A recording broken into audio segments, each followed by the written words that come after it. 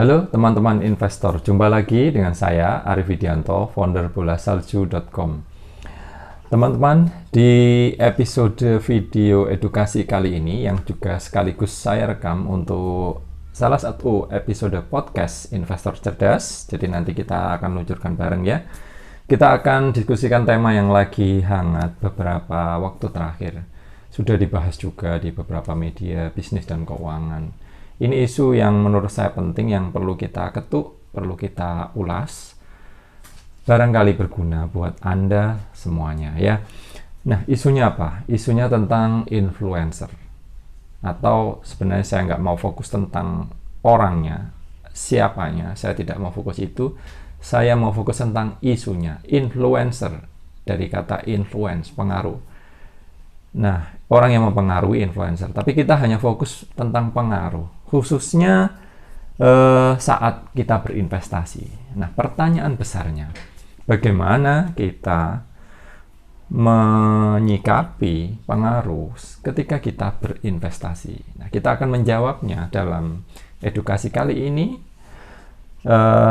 Nanti saya akan mendiskusikan tentang kasusnya apa, beberapa deskripsi kejadiannya apa, kemudian apa itu pengaruhnya, efek terpengaruh khususnya dalam investasi macamnya bagaimana.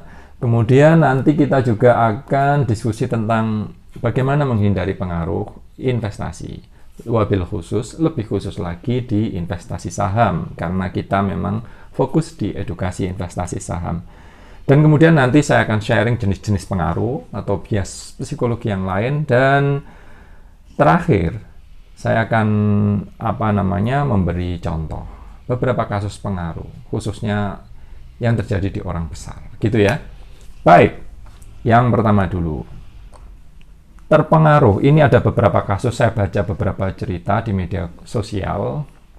Ada orang-orang yang katanya cerita memakai uang dana pinjaman online untuk investasi sahamnya. Ketika turun, dan apalagi fokusnya jangka pendek ya, panik dong, turun besar, pinjaman online bunganya sendiri berapa, harus dibayar berapa. Ada juga yang pakai uang kuliah katanya untuk investasi saham. Waduh, jangan ya.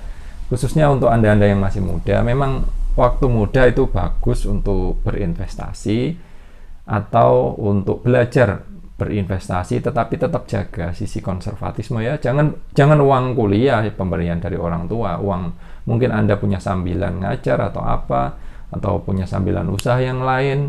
Untungnya mau belajar investasi bisa bagus, asal dengan rambu-rambu yang konservatif dan baik.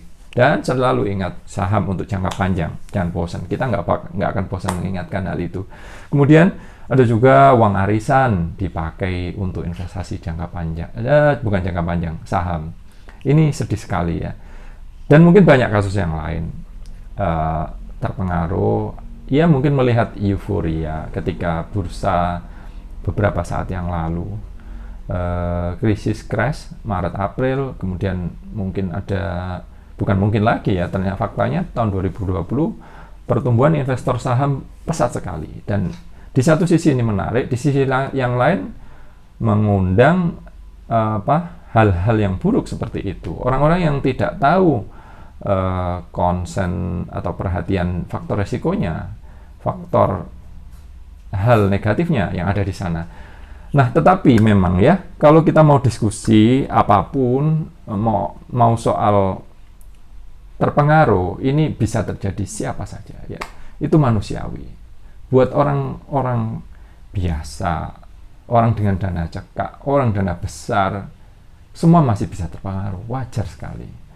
Triknya kita adalah, yang nanti akan kita fokuskan adalah sedikit demi sedikit bagaimana mengurangi terpengaruh itu, gitu ya.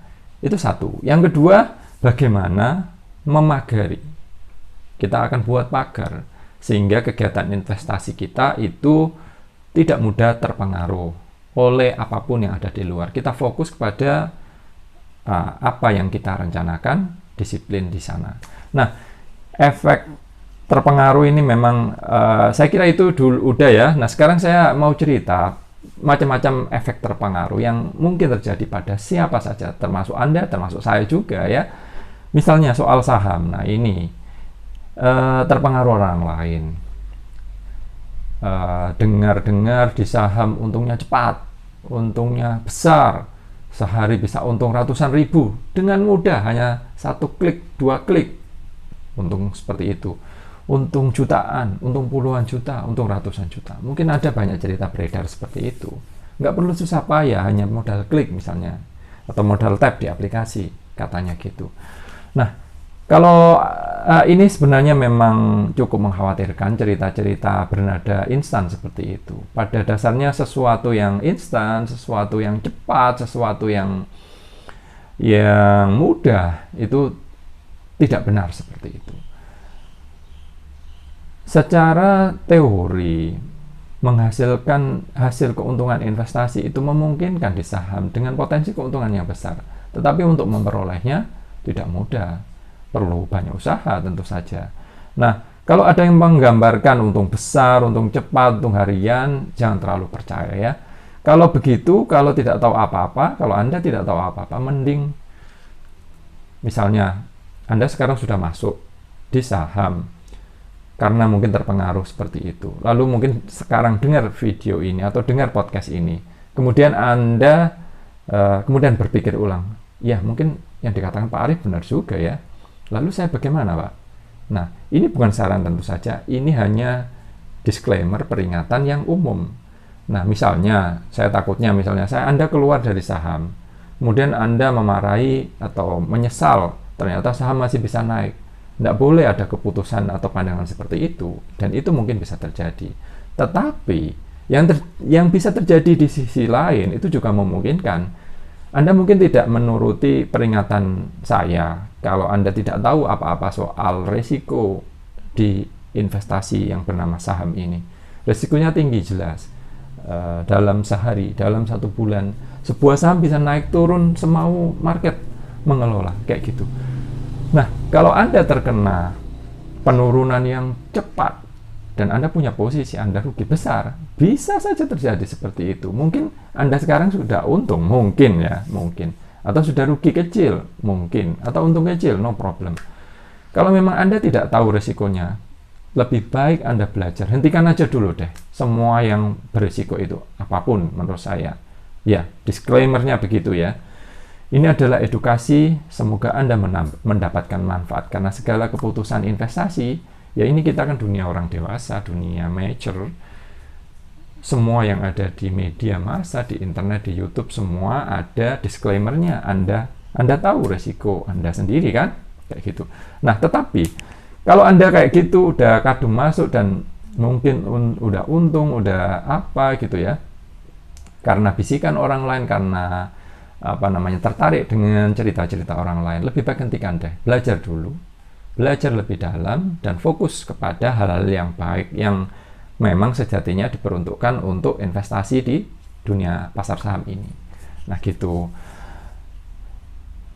Ingat, saham hanya cocok untuk jangka panjang. Itu anjuran kami, hanya cocok jangka panjang. Jadi kalau ada dua komparasi antara yang satu, apakah sekarang Pak saya punya uang segini, apakah lebih baik saham atau deposito atau obligasi retail yang baru diluncurkan misalnya kayak gitu, atau apapun dalam 3 tahun, itu lebih baik apa? Kalau ngomong 3 tahun ya jangan saham dong, karena bisa jadi dalam 3 tahun nanti turun gitu loh. Bisa jadi mungkin ada orang yang nggak percaya, ya itu kan pandangan terlalu panjang, buy and hold dalam 3 tahun. Ya tetapi mungkin kalau Anda mungkin pandangan jangka pendek, Anda terekspos dengan resiko jangka pendek itu kan. Ketika Anda mungkin 1 bulan pertama rugi, mungkin bulan-bulan berikutnya untung, dan kemudian ruginya besar rugi terus, compounded terus. Harta Anda sudah berkurang jauh sekali. Jadi apapun strateginya, mau jangka pendek, mau jangka panjang, Anda pasti terekspos terhadap risiko ini gitu loh. Masuk akal kan di situ? Pasti itu. Hukumnya seperti itu. Kalau Anda beruntung ya Anda mungkin beruntung saja dalam 3 tahun ternyata kebetulan lagi naik. Kalau Anda tanpa pengetahuan apa-apa, ya kayak gitu. Jadi Selalu investasi dengan uang dingin, dalam jangka panjang dulu ya. Dalam jangka panjang itu berapa? Dalam 7 tahun atau lebih. Kenapa? Silakan Anda cek statistik perusahaan-perusahaan besar yang top lah di Indonesia, yang bukan cyclical industrinya, yang bukan komoditas, yang bukan pertambangan, yang seperti itu. Di luar itu ya, silakan cek statistiknya dalam 10 tahunan, silakan cek grafiknya. Lebih dari 7 tahun, mayoritas naik, kayak gitu. Jadi mayoritas resiko Anda hilang. Nah, istilah orang keuangan resiko itu menggambarkan kayak gitu, teman-teman ya. Baik, terima kasih ya. Sudah mendengarkan sejauh ini, semoga ini cukup komprehensif edukasinya. Baik, tadi jangka panjang. Yang kedua adalah uang dingin. Uang dingin dalam arti tidak utang, tidak pinjaman online, tidak pinjaman bank. Ya mungkin ada parameter lain yang profesional bisa pakai pinjaman, tapi itu di luar bahasan ini ya. Uang dingin selalu, tidak pinjaman online, tidak pinjaman apapun, tidak margin, jelas. Karena kalau Anda sudah terekspos pinjaman, Anda terkena bunga margin, bunga apapun, kartu kredit, tidak boleh. Ketika market turun, Anda terekspos pinjaman, harus membayar bunga, entah bulanan, entah tahunan, ya, Anda akan khawatir, Anda terpaksa harus menjual posisi Anda yang mungkin dalam beberapa waktu kemudian itu harusnya bisa naik kalau perusahaannya bagus, kayak gitu. Nah, itu jelas. Harus uang dingin, uang jangka panjang. Nah, saya kira cukup soal seandainya Anda hanya terpengaruh saham karena cerita-cerita yang keren-keren, yang bagus-bagus. Mayoritas di apapun, di media sosial, di manapun, mayoritas komunikasi kita sebagai manusia itu yang bagus-bagus aja kan yang diceritakan, ya. Itulah kenapa kalau kita bikin edukasi, kalau saya di Bola Salju, kami selalu memperlihatkan kapan kami plus, kapan kami minus. Selalu ada itu, 1 tahun pun pasti ada. 2020 yang lalu dalam beberapa bulan minus kan kami, kayak gitu. Di pasar saham itu seperti itu. Nah, orang umumnya hanya cerita yang bagus-bagus saja. Mereka enggan menunjukkan kelemahan diri mereka ya. Bahkan contoh, hari ini sebelum saya rekaman ini, saya membuat posting di Instagram, saya tanyakan, apakah Anda terpengaruh? Tidak ada yang merespon terpengaruh. Karena kita sebagai manusia malu mengakui kelemahan diri kita sendiri. Iya kan? Iya nggak? Iya nggak? Nah, mungkin Anda malu mengakuinya, tapi mungkin di dalam hati Anda menjawab iya. Seperti itu. Nah, whatever, semoga tidak tersinggung ya. Edukasi dong, edukasi, belajar. Nah, ya. Baik.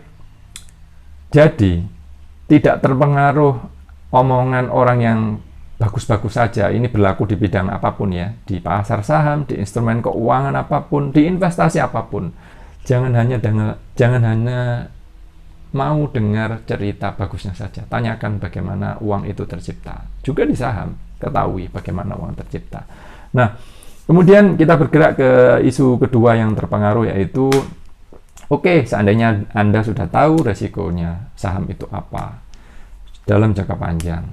Nah, kemudian di dunia persahaman itu ada 2 strategi, teman-teman.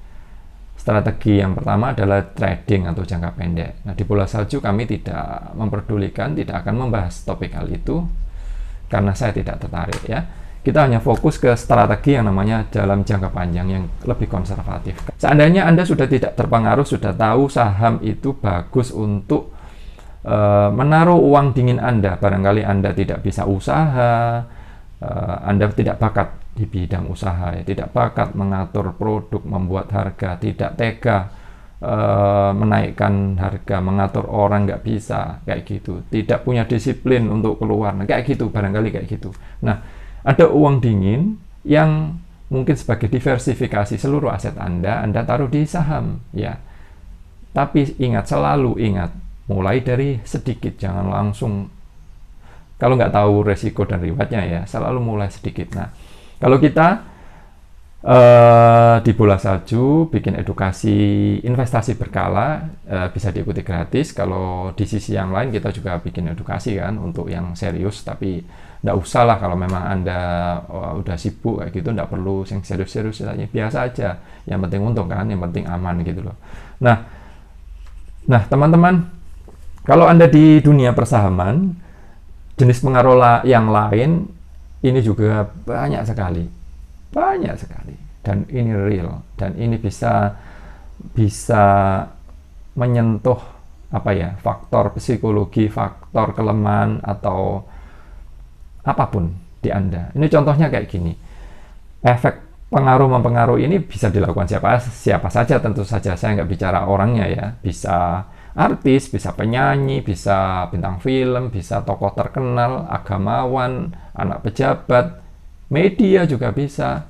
Oknum di media, wartawan yang dipengaruhi oleh pihak ketiga kayak gitu, sangat mungkin sekali. Nah, siapa saja. Nah, mereka mempengaruhi di bidang apa? Satu, misalnya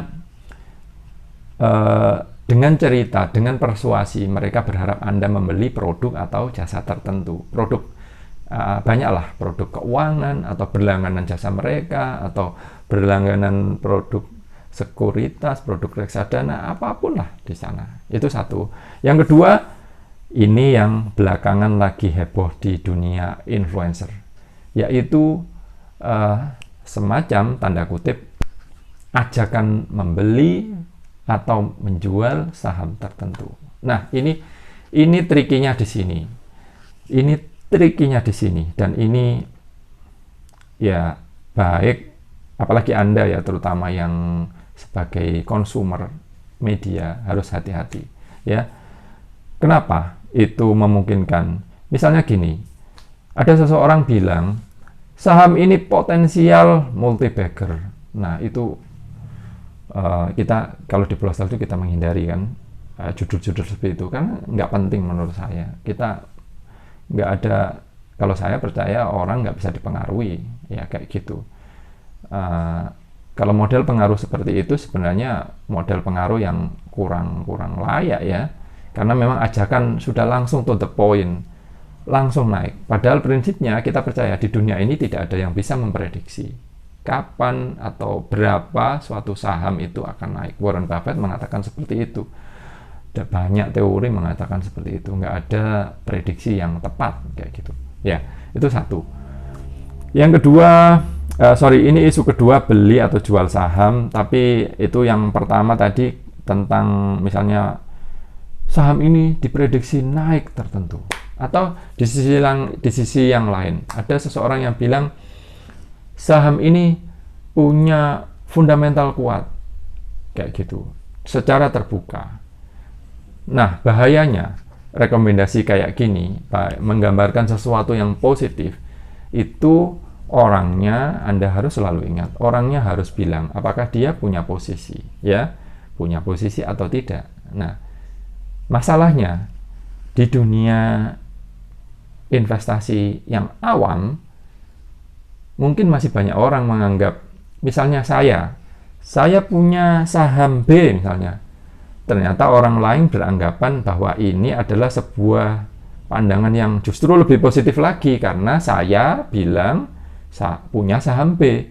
Padahal tujuan disclaimer itu adalah saya punya saham B. Maksud saya ngomong kayak gini, saham B bagus. Itu saya ada kepentingan gitu loh, karena saya punya saham B. Kepentingannya apa? Kalau saya punya, berarti saya berharap saham B naik gitu loh. Cara bacanya gitu teman-teman, harusnya kayak gitu. Nah, ada potensi kayak gitu kan, ada potensi saya dianggap, kalau ada orang bilang saya punya saham B, orang bisa menganggap itu disclaimer yang bagus, tapi orang bisa menganggap anggapan yang salah bahwa sebenarnya wah saham ini bagus dimiliki oleh saya misalnya kayak gitu. Beli yuk. Nah, itu kan salah sekali. Nah, itulah kita menghindari efek-efek kayak gitu. Mending kita nggak usah sebut saja. Dalam analisa juga tidak ada rekomendasi, tidak ada apa. Biar semua aman lah ya. Saya hanya mengajar, misalnya contoh saya hanya mengajar di tertutup untuk member. Ya udah, di sana kita diskusi. Saya juga bisa didebat oleh mereka, oleh anggota member. Kenapa argumen saya begini, bukannya ini lebih baik. Kemarin ada misalnya dalam suatu diskusi, kita diskusi kayak gitu. Itu lebih produktif daripada kita diskusi. Ya kita hormati juga sih, ada teman-teman edukator yang lain yang membilang posisinya dengan catatan ya ini bisa naik, ini bisa turun. Nah, itu bagus. Kalau ada edukator yang bilang kayak gitu dengan klausul ya ini bisa naik, ini bisa turun. Analisa saya ini bisa benar, tapi saya bisa salah juga. Itu bagus kayak gitu. Harusnya seperti itu. Tapi yang umumnya di luaran dengan cover di YouTube, dengan cerita di Twitter, di Facebook, di Instagram, apapun, kan tujuannya ajakan bahwa seakan-akan mereka ini loh jago memilih saham, jago, sehingga ternyata habis mereka bilang, ternyata kemudian naik. Nah, kita tentu harus bertanya, kenapa itu terjadi seperti itu? Kenapa orang ini bilang kepentingannya apa? Nah, kayak gitu. Nah, itu adalah jenis pengaruh yang lain. Seandainya Anda paham bahwa saham ini sebenarnya untuk jangka panjang, Anda bisa dipengaruhi untuk beli atau jual. Nah, jual ini maksudnya gini, ada juga sih pengaruh yang dalam sisi jual. Misalnya, ada orang berharap harga saham itu turun. Nah, mereka mempengaruhi orang lain dengan harapan khawatir, takut, mempunyai posisi di saham-saham tertentu. Entah dengan fakta yang benar, real, atau berbasis rumor, atau apapun kayak gitu. Nah, itu masih memungkinkan ya. Jadi, yang fair adalah orang harus selalu bilang posisinya dengan klausul bisa positif, bisa negatif, dia juga bisa salah. Setiap orang bisa salah. Warren Buffett saja bisa pernah salah dalam keputusan investasinya ya. Itu mungkin sekali ya. Nah, jenis pengaruh yang lain, seandainya Anda sudah investasi saham, ini pengaruh yang sangat tricky atau sangat tidak terlihat. Pengaruh agar Anda mempercayai orang itu. Kalau Anda mempercayai, Anda bisa mengikuti orang itu, Anda bisa follow kayak gitu, sehingga apapun usahanya, bisnisnya, apakah iklannya makin banyak. Nah, itu jenis pengaruh yang sangat halus, yang sangat susah dideteksi. Tetapi Anda harus mengenal rambu-rambunya. Saya nggak akan bilang apapun tentang hal itu karena ya ada orang-orang yang ya ada yang bagus, ada yang sangat tidak etis. Ya begitulah yang terjadi di dunia ini. Nah, teman-teman, itu kriteria kedua tentang terpengaruh ketika Anda sudah berinvestasi di saham. Tahu nggak? Jenis keterpengaruhan ini tadi mungkin sudah saya bilang sedikit ya, bisa mempengaruhi investor besar, bisa mempengaruhi juga investor kecil. Jelas, investor kecil seperti Anda dan saya. Nah, investor besar mungkin Anda nggak percaya, tetapi sudah banyak studi, saya baca banyak buku, saya baca banyak literatur investasi, hedge fund terkenal, yang terpengaruh juga seperti itu. Nah, nanti di belakang saya akan cerita tentang strategi seorang investor besar untuk menghindari pengaruh terhadap dirinya sendiri. Nah, kan berarti itu memungkinkan, mungkin terjadi. Salah satu contoh saja lah ya, kita mereka yang profesional yang terjun di bidang investasi. Katakanlah ada 2 orang analis di perusahaan yang berbeda di Jakarta. Mungkin mereka karena satu kantor ya di gedung BI misalnya, mereka makan siang bareng gitu ya, di kantin di lantai bawah atau di tempat yang lain, di restoran mungkin yang gak fancy, mungkin ya whatever apapun ya. Mereka ngobrol-ngobrol dalam batasan tertentu yang fair, yang tidak melanggar hukum, yang tidak melanggar aturan tentu saja. Tetapi mungkin mereka sekilas menunjukkan posisi yang satu di saham A, katanya ini bagus karena beritanya ini. Mereka diskusi kayak gitu. Yang satu B, mereka ini bilang gitu. Nah, ketika kembali di meja kerja, si A yang ngomong sahamnya terpengaruh omongan si B yang ngomong sahamnya terpengaruh omongan si A. Tanpa berdiskusi lanjutan, itu bisa terjadi. Itu contoh sederhana seperti itu. Nah, teman-teman, yang lanjutannya kemudian, bagaimana kita menghindari pengaruh ketika berinvestasi, khususnya di saham. Saya punya beberapa tips, nggak tahu singkat apa enggak ya, saya akan ulas satu persatu. Ya, menurut saya yang paling penting tips menghindarinya, satu, keputusan investasi Anda semuanya baik besar kecil itu harus datang dari datang dari diri Anda sendiri. Pertimbangkan posisi reward dan posisi risikonya. Semua instrumen investasi, mau saham, mau reksadana, mau tanah, mau emas, mau kripto, mau B2B, deposito, apapun, semua kan ada risikonya by teori keuangan ya. Pahami risiko, pahami rewardnya, dan keputusan itu datang dari Anda sendiri. Itu satu. Yang kedua, kemudian tentukan arah kegiatan investasi yang akan Anda lakukan. Nah, arah ini bagaimana? Hanya investasi dalam jangka panjang.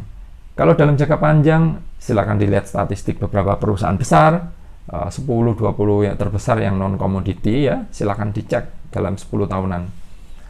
Jangka panjang ini di atas 7 tahun ya, pengingatnya tadi.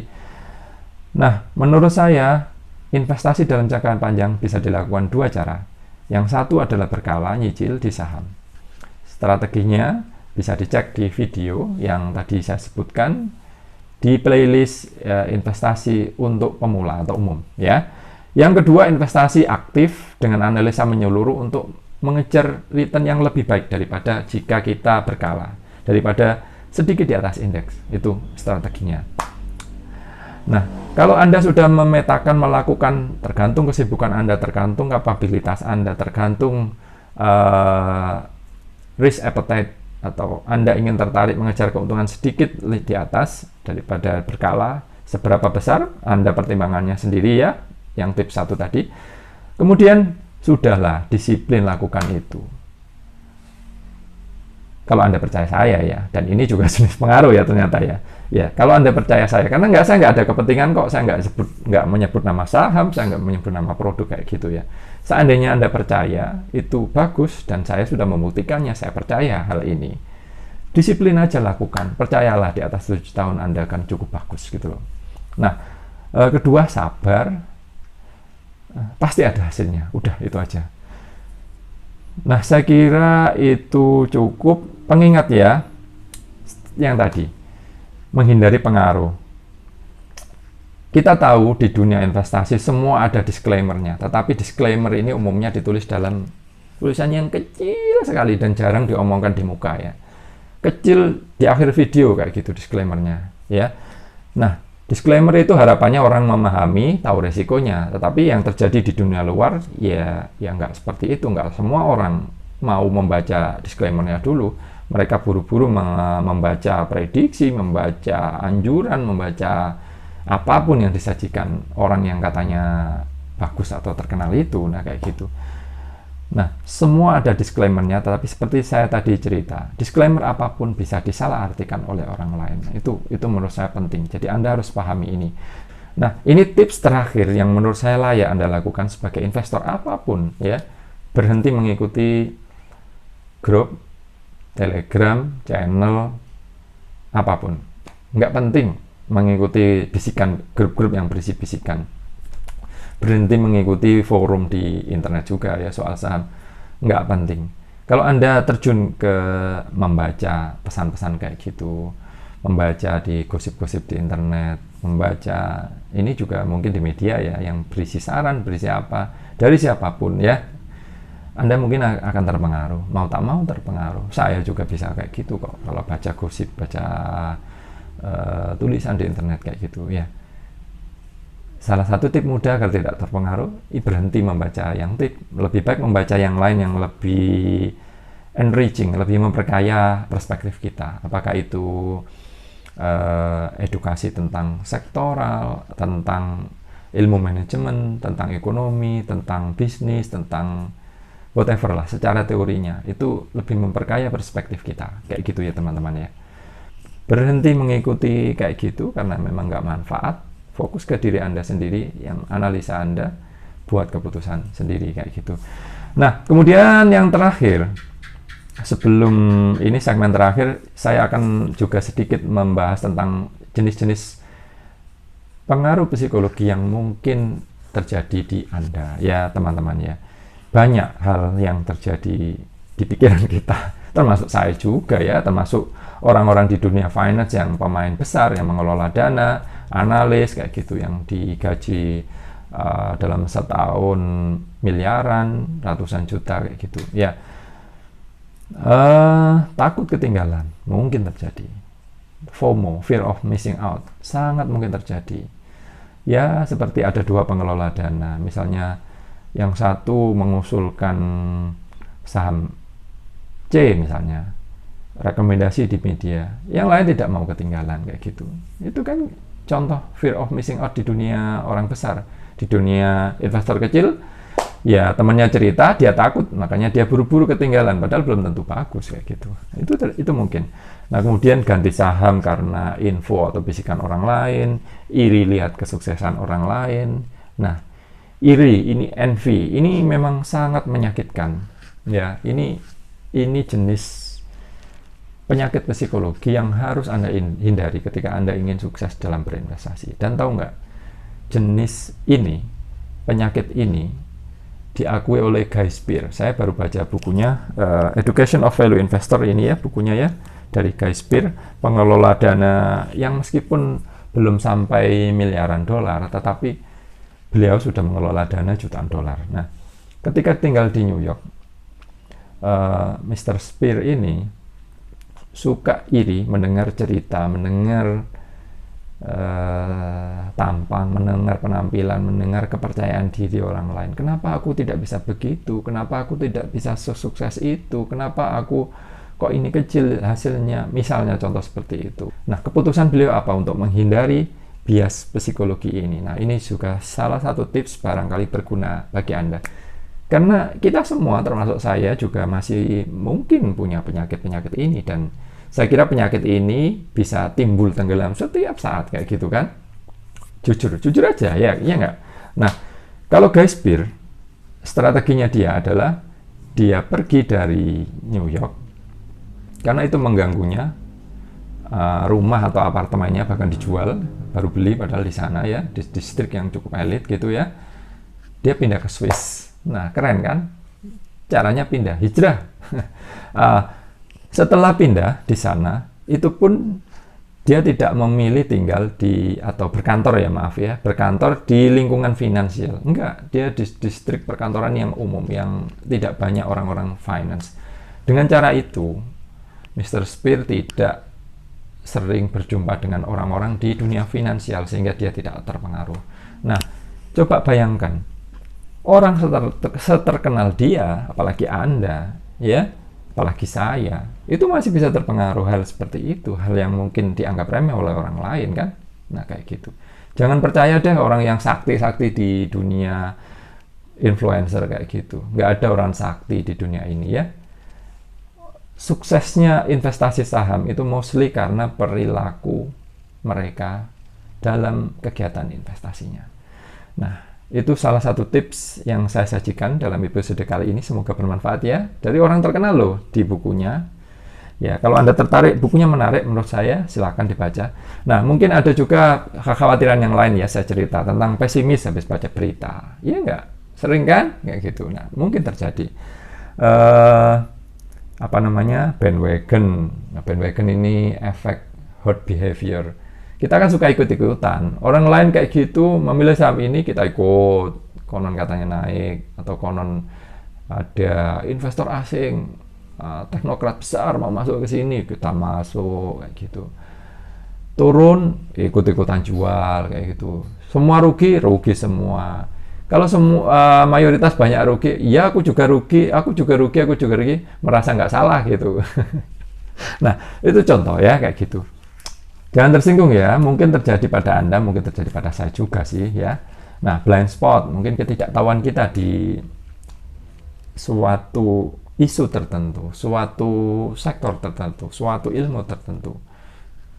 Itu bisa mempengaruhi judgement kita kayak gitu. Nah, itu mungkin terjadi. Nah, teman-teman, memang yang terjadi pada 2020 yang lalu itu kan ceritanya memang heboh ya. Habis crash, saham banyak yang murah. Ketika orang jual, kita kan nggak tahu mereka minus berapa, mereka yang sudah punya posisi sebelum crash itu. Kalau Anda yang nggak punya posisi, Anda pasti beruntung ya. Beruntung ketika mungkin masuk April, Mei, lalu kemudian menikmati kenaikan multi-bagger atau 1 kali lipat misalnya ketika akhir tahun. Tetapi investasi itu tidak selalu semudah itu, tidak teman-teman ya. Di dunia saham, sebuah saham, banyak saham itu bisa naik turun semau market terjadi. Ada banyak gosip di sana, ada banyak buzzer, influencer yang ingin mempengaruhi banyak orang dengan tujuan apapun. Apakah kita sendiri Bola Salju kan juga sebuah media ya. Mohon ingatkan ke saya bisa melalui email kami ya. Jika saya pernah offside dalam mempengaruhi Anda ya. Saya kira itu cukup. Seperti prinsip kami tidak ada, kita misalnya dalam analisa sekilas saham itu analisanya umum, belajar sesuatu gitu ya.